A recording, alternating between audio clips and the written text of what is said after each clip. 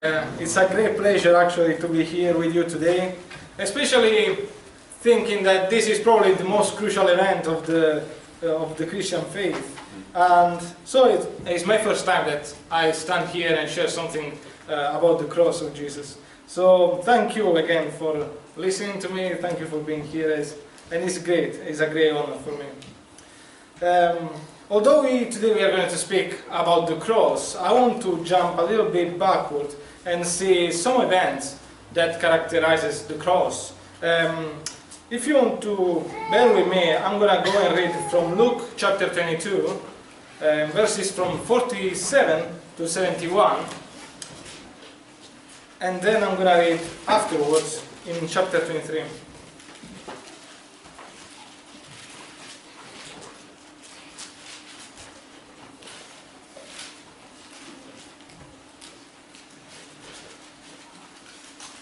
These are fantastic events.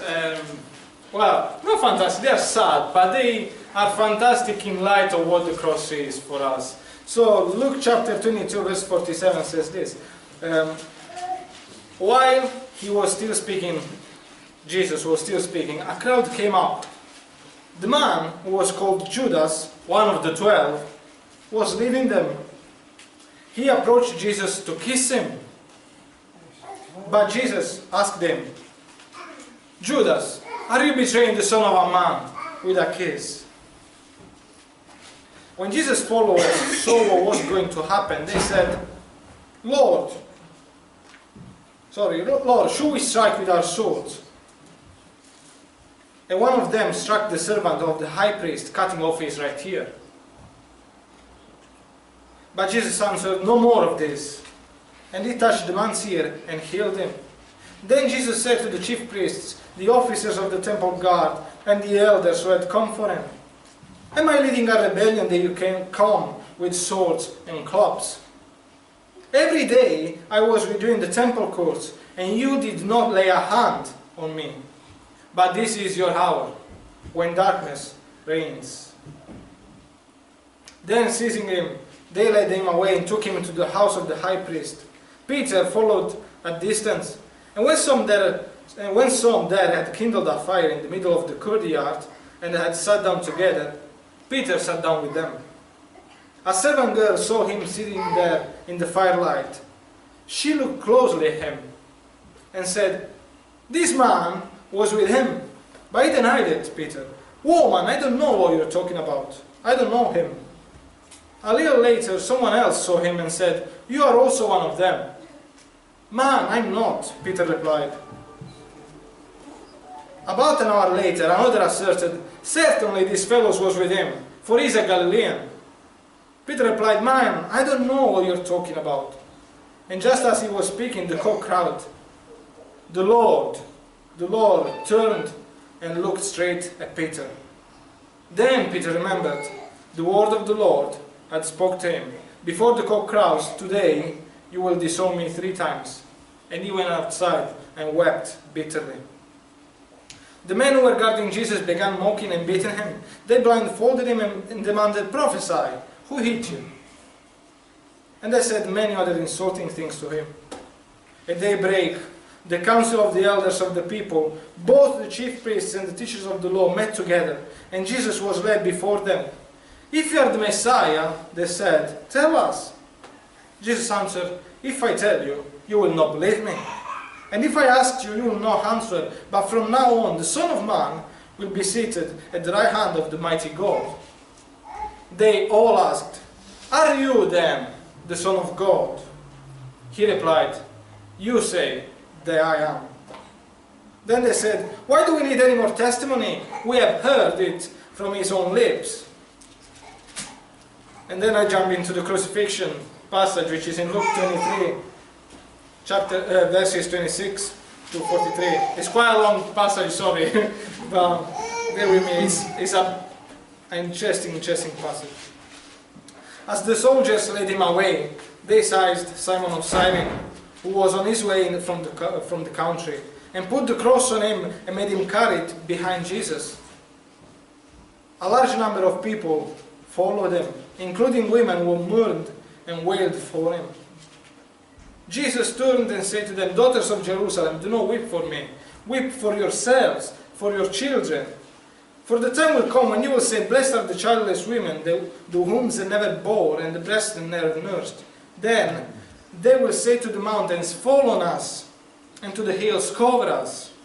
For if people do these things when the tree is green, what will happen when it's dry?" Two other men, both criminals, were also led out with them to be executed. When they came to the place called the Skull, they crucified him there, along with the criminals, one on his right and the other one on his left. Jesus said, "Father, forgive them, for they do not know what they are doing." And they divided up his clothes by casting lots. The people stood watching, and the rulers elders near him. They said, "He saved others. Let him save himself if he is God's Messiah, if he is the chosen one." The soldiers came up and mocked him. They offered him wine vinegar and said, "If you are the king of Jews, save yourself." And there was written a notice above him which read, "This is the king of the Jews." One of the criminals who hung there hardly insulted him. "Aren't you the Messiah? Save yourself and save us." But the other criminal rebuked him. "Don't you fear God," he said, "since you are under the same sentence. We are punished justly, for we are getting what our deeds deserve.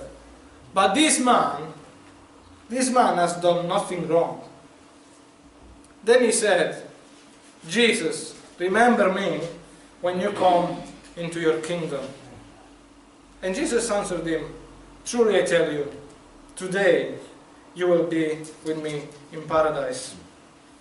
This is a long passage, but again it's a wonderful passage. And I want to ask you one question today. Have you ever watched Dragon's Den?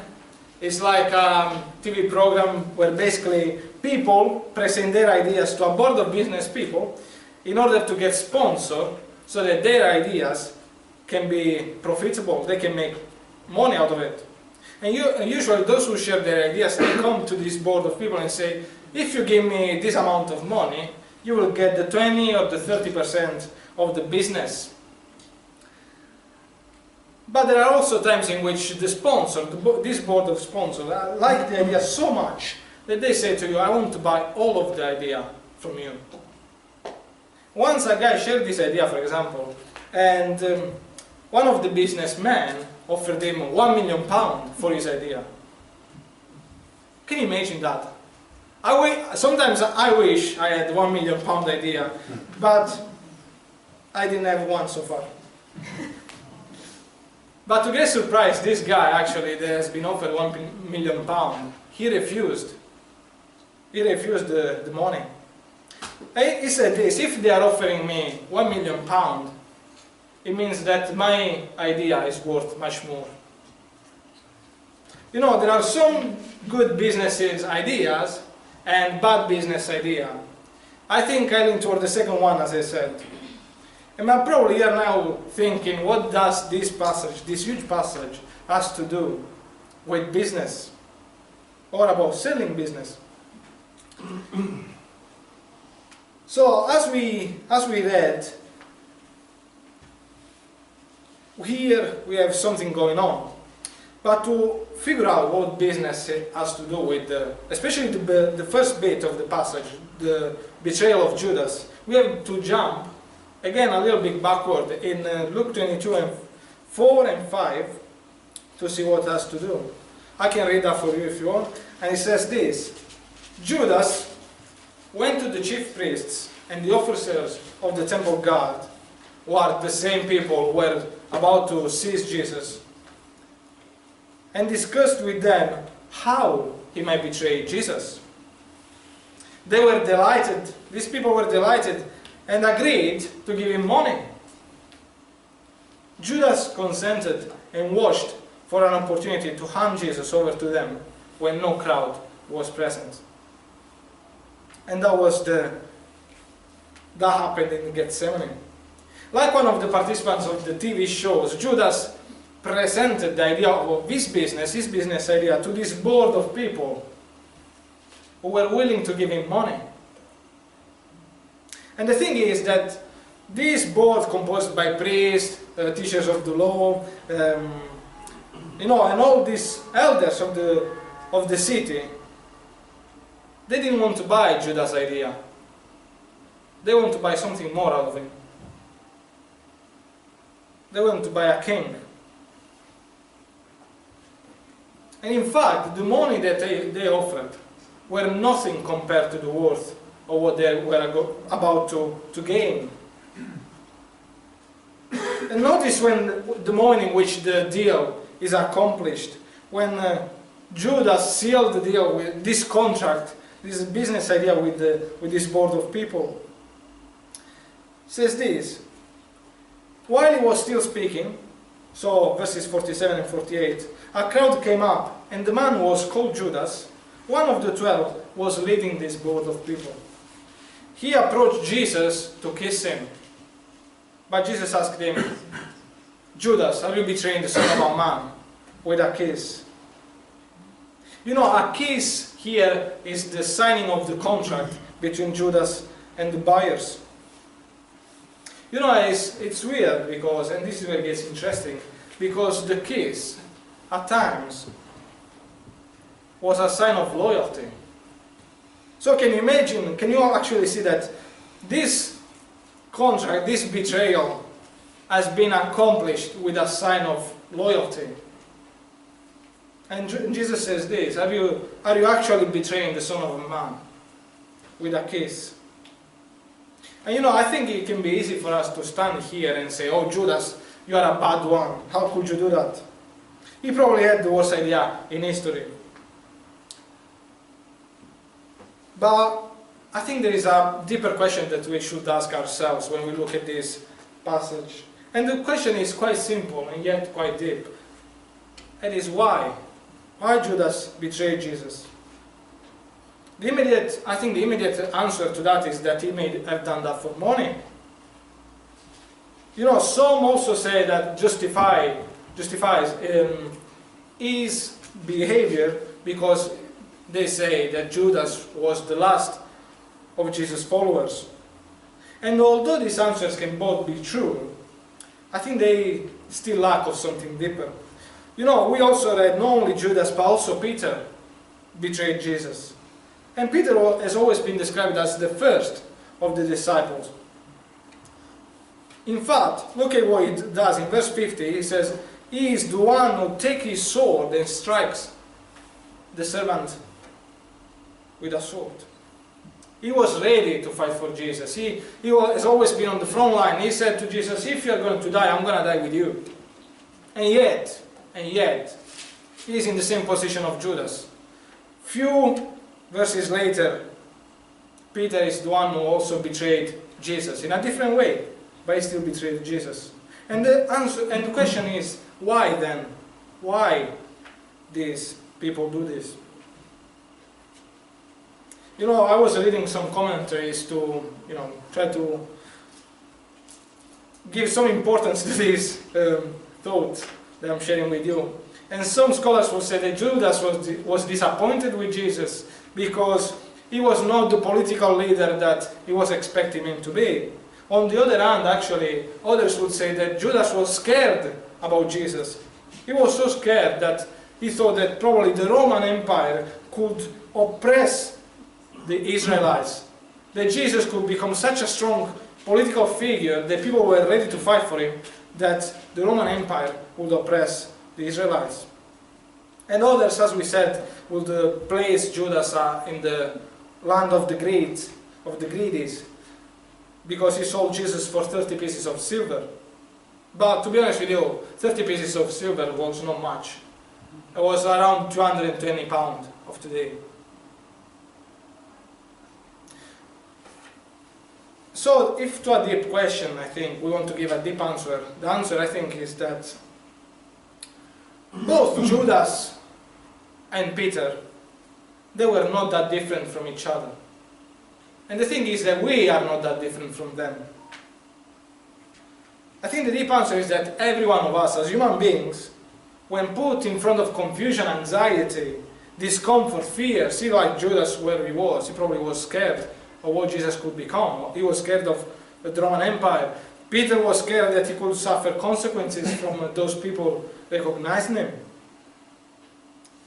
The thing is that in those kind of situations, we make awful decisions. In fact, sometimes we are not even supposed to drive when we are emotionally unstable. And the thing is that it doesn't matter whether we see us in the first line for Jesus or if we see ourselves as the last ones. Every one of us can find himself or herself in the place of discomfort and confusion where the two disciples were. You know, I said that I don't have a clear mind for business, and I want to give you an example of this. And probably the first one is I'm not a millionaire. Not yet. I don't know if I will ever be. It's not my aim. But the second example is this. When I was younger, probably I was 7 or 8 years old, my brother brought me a wonderful football top. It was a Brazil football top. It was yellow and green, I can still remember. Number 6 on the back. It was shiny, it was beautiful. And it was so beautiful that one of my friends saw it and he suggested an exchange. And he has been cheeky, look at this. Because what he did, he brought me an Inter Milan top. I am a huge fan of Inter Milan, Italian football. And so he said, I'm going to give you an Inter Milan top if you give me your top. And I, of course, agreed. But when I brought that top home, the Inter Milan top home, I was so regretful of what I've done.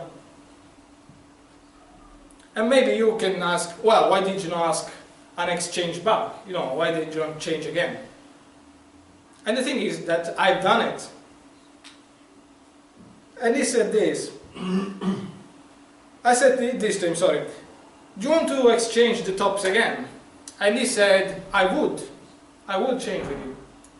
But the thing is that I've burned it. And it's a true story, I'm still gutted for that. But the thing is that that top was his top by now. It was no longer mine. And there was nothing I could do about it. You know, in the same way, when Judas handed over Jesus to this board of people, he regretted it. If we read a little bit further in the story, we know that Judas regretted his decision. He hung himself. He was desperate. And there's a similarity with my story, because when he handed over Jesus to the board of people, those people didn't treat Jesus better than what my friend treated my top, or his top by now. In verse 63, if you look at this, there is something awful to read. It's very, very awful. Verse 63 says this: the men who were guarding Jesus began mocking him and beating him. They blindfolded him and they demanded, prophesy. Who hit you? And they said many other insulting things to him. Now the thing is that this part of treating Jesus bad or in an awful way didn't stop just when he was about to be arrested or be brought in front of the council of elders. That happened also when he was nailed to a cross. When he was in awful sufferings, with nails in his hands and in his feet, a crown of thorns in his head. And people were still telling him, look at this. Yeah, verses 34, Jesus says, Father, forgive them. Verse 36, sorry. The soldiers came up to the cross and mocked him. They offered him wine vinegar. And they said, if you are the king of the Jews, save yourself. And then they wrote a notice above his head. This is the king of the Jews. Can you see him? He is crucified. I think that by reading these verses, Luke wants us to feel the same way I still feel about my Brazil top.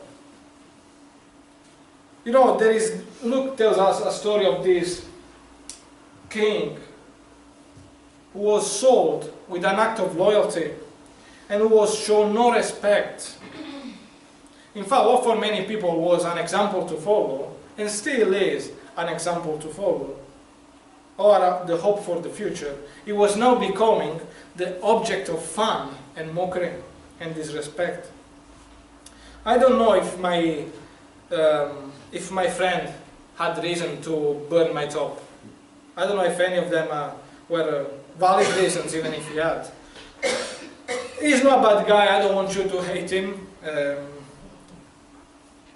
And the thing is that even these people who were beating Jesus, who were mocking Jesus, who were nailing Jesus to a cross, they were not necessarily the bad people. And to understand this, we have to jump in Matthew, in the Gospel of Matthew, chapter 23, verses from 13 to 39, and we read a powerful message. And this is, I think, the moment that most vividly represents why these people hated Jesus, why they wanted him to be on a cross, why they wanted to arrest him. This long passage of Matthew contains 7 rebukes against these people. And I want to read just one of them to you, which says this: "Woe to you, teachers of the law and Pharisees, you hypocrites! You give a tenth of your spices, mint, dill, and cumin, but you have neglected the more important matters of the law, which are justice, mercy, faithfulness. You should have practiced the latter without neglecting the former." I don't know if it's the same here, but in Italy sometimes, to prevent people from stealing things, especially in the electric aisle of the shop, the work is, of course, they take out the product from the box and display the box only. A colorful box with a wonderful image of the product itself, but it's just a box. And Jesus was rebuking the Pharisees of doing the same things with their lives. They were so focused, and this is why they are not necessarily the bad people for themselves. They were so focused on following all the religious rules, and they were so precise in following them, that they forgot the essence of those rules, which was to worship God. And in fact, we read that Jesus, he brought before all religious people. There were no political leaders. Later he will be brought in front of Pilate, who was governor, Roman governor. But the first people who were judging Jesus were religious leaders.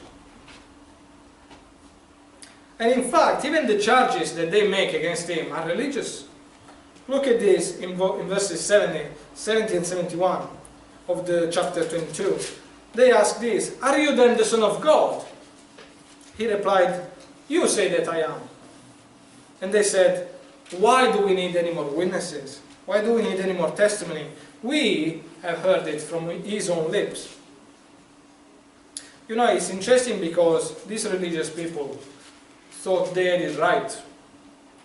They were trying to make people follow the law of God. They were trying to make people respect the law of God. But they were missing the main point that Jesus was accusing them. They were missing forgiveness, mercy, faithfulness. This was the true essence of the law of God. This was the product that was missing in their box.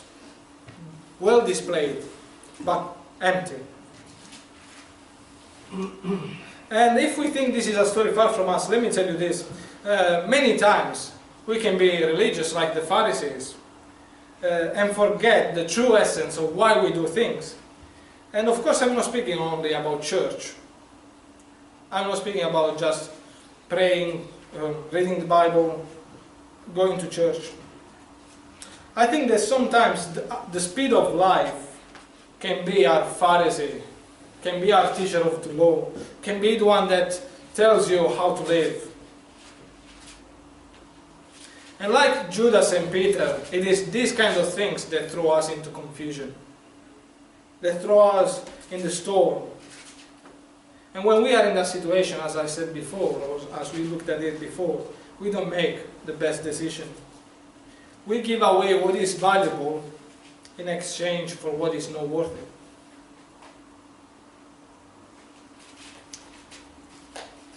You know, our religiosity can make us feel like nothing has value. Because the society we live in sets prices that are so high to reach. It burdens us, and we always try to chase what's next. And of course I think this is not something bad necessarily, but it's something that can limit our lives to tick just some boxes and again display our very good life but empty. And so as we come to the end of this passage, we can ask, what does this passage mean for us today? You know, when Jesus has been arrested, he said something very interesting. In verses 53, he said this: "This is your hour when darkness reigns." And it's a strange thing to say, but this is probably the most important part of the whole gospel story. Because this sentence is what actually makes the stone begins to roll toward the crucifixion of Jesus. The kingdom of darkness, as Jesus put it, has captured the king of light, his most fierce enemy. And this king was sold, he was owned by the Pharisees, and then is about to be thrown away. Thrown away on the cold wood of the cross. And see what this king has gone through. He says, he has gone through the bitterness of a betrayal, the horrible mockery and beating, and then the cross itself, the brutality of the cross. If the price to pay for Jesus was 30 pieces of silver, then this is the king, this is the price that the king has to pay. All these awful things. And Jesus goes on, when he is carrying the cross, he says something else. He says this in verse 31 of chapter 23. He says this: "If people do this when the tree is green, what will happen when it is dry?" And this sounds a little weird. But we have to read this in this way. When Jesus says that, he meant this: if people do evil when I'm here, how much more will they do when I'll be gone? You know, the power of darkness, this kingdom of darkness, was able to find ground even when the light was there. Even when Jesus was walking on this earth. And this is the reason why Jesus was willing to pay that price. To pay the price of the cross. And the sad thing is that the more we look around us today, and the darker it seems to get, this world. There are some atheist people that because they see all the evilness of this world, they say that there must be something else on the other side. And that something else is what we are looking today, is the cross. There is no space for love, justice, mercy, and faithfulness. You know, as I was preparing this sermon this week, I don't know if you heard about it, but in America, there has been a shot in a school, where 6 people have lost their lives, of which 3 were children. But we don't have to go very far away from where we are now. We can see that from 1 year there is a huge war spreading across Ukraine. Injustice finds place every single day in our society, and it really looks like we are in our hour of darkness. And in this dark world, the cross of Christ asks us one question: in a dark world, what hope there is if there is no light? You know, but if the cross of Christ represents the moment in which probably the kingdom of darkness thought that they would have won, you are going to see this on Sunday, next Sunday. The resurrection of Jesus shows the triumph of the light. The victory over sin and death. the forgiveness for the world that lives in darkness, and the forgiveness for every one of us. Because we may live in the hour of darkness, and it's just a hour of darkness. But if we look at the cross points us toward an eternity of light. Where Jesus, once he was judged, he will judge. Where there will be no pain, no evil. Where a brother will not betray his brother like I did with mine. Where evil will be crushed and hope, the evil of the world will be crushed, and hope, comfort and joy will reign.